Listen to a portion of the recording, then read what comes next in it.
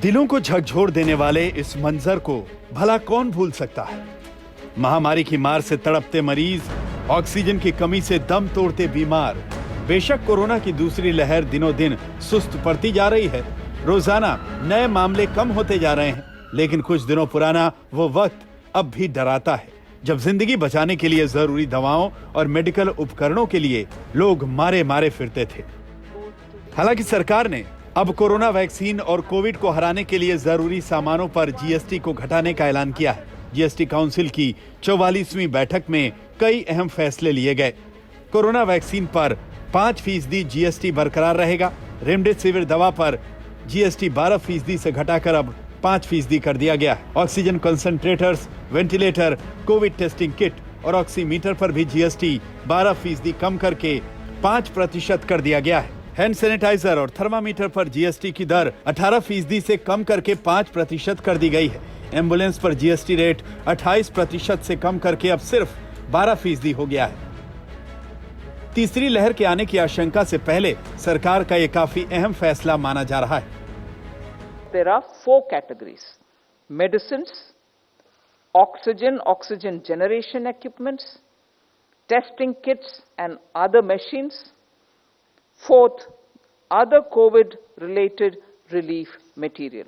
So the taxes on these were considered, and GOM suggested altering the rates. In none of them has the GOM recommended for an increase in the rates, existing rates, or further bring them down. GST council की बैठक में एक बड़ा फैसला यह भी रहा कि ब्लैक फंगस महामारी की जरूरी दवा पर अब कोई टैक्स नहीं लगेगा। टोसिलीजुमैब और एम्फोटेरिसिन बी इंजेक्शन पर अब जीएसटी 5% से घटाकर 0 कर दिया गया है। The electric furnaces which are used in the crematoriums, the GOM had recommended 12%. We, after the discussion in the council, have brought it down further to 5%. Then temperature checking equipments, the GOM recommended 18%. After discussion in the council today, we are bringing it down to 5%. And the third item, which is the ambulances, we thought even ambulances should be brought down.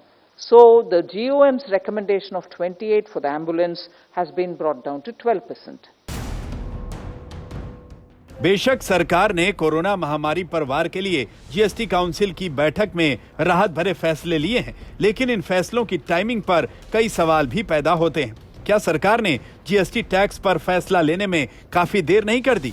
दूसरी लहर जब चरम पर थी, तब सरकार ने GST घटाने का राहत भरा निर्णय क्यों नहीं लिया? जब रेमडेसिविर की कीमत और कालाबाजारी आसमान पर थी, तब सरकार क्यों नहीं जागी? जब ऑक्सीजन सिलेंडर और एम्बुलेंस की मनमानी कीमत वसूली जा रही थी, तब जीएसटी काउंसिल ने आपात बैठक बुलाकर फैसला क्यों नहीं लिया? हालांकि जीएसटी घटाने के फैसले को सरकार तीसरी लहर से पहले राहत भरी तैयारियों से जोड़कर पेश कर रही है। आगे के लिए ये अच्छा भी है, लेकिन दूसरी लहर में जिन्होंने परेशानियों को झेला, उनके लिए सरकार की जवाबदेही भी कहीं न कहीं बनती है। आज तक ब्यूरो।